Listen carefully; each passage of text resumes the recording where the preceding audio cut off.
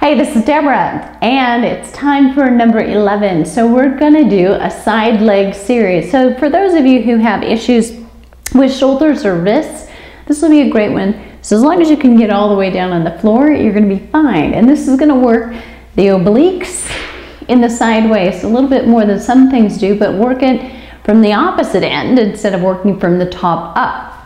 And this is a borrowed from Pilates exercise. So as you lie on your side, you're gonna take your legs slightly further to the front, take your top hand, put it on the floor, and if you feel like if you take it away, you'll do a face plant, it's where it needs to be. So we don't want you leaning backward. We want you leaning forward, bring your hips to the front. So you're gonna start with just bringing a simple up and down. Don't worry about pointing and flexing the foot for right now. If you've done Pilates, you know that's something you do wanna do. Do worry about what happens with your neck. So when I'm up here so that I can see what's going on, either teaching a class or watching the camera, my neck is not at a good angle. So if you can rest it down here, you're gonna actually feel much better. So you're gonna do about 10 leg lifts and then you're gonna hold it at the top. I want you to imagine that leg is an inch longer than it is. Wouldn't that be nice?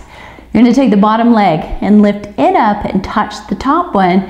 And it's all in the details. So I want you to lift your bottom leg heel up to touch the top one. So there's no place like home. And if that's what you're thinking and you're tapping your heels together, you're absolutely right.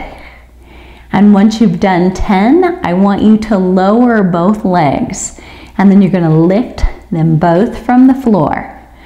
Good, and by this point, you should be feeling this right here through the side waist, and you might also be feeling that on down through the top of the thighs. And I only mention that because I can. But all of that knees to your shoulders is your core.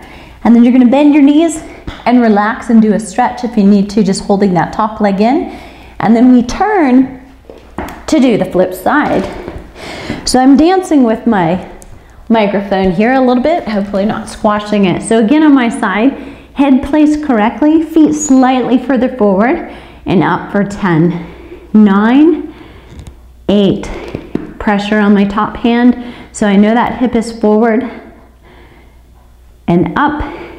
Good. So it's nice and slow, and I'm still reaching even now, lengthening that leg as long as I can, wishing it were 1 inch longer than it is. Hold it at the top when you have 10, and then it's heels together. And that's important because you can do a lot of reaching with your toes. So heel up, and that leg should be straight on the bottom. So either have somebody keep you honest or check once in a while that you're not bending that knee and getting lazy. Lift up, make sure you reach 10, and I haven't been counting.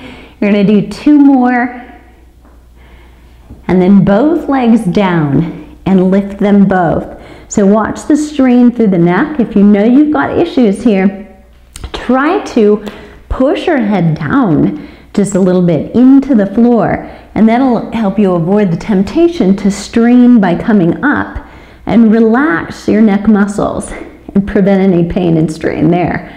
We want the pain and the strain somewhere else. Not the pain, but the strain. So we want to know you're working. Relax, bend your knees, release your lower back, and that is your side leg lift series.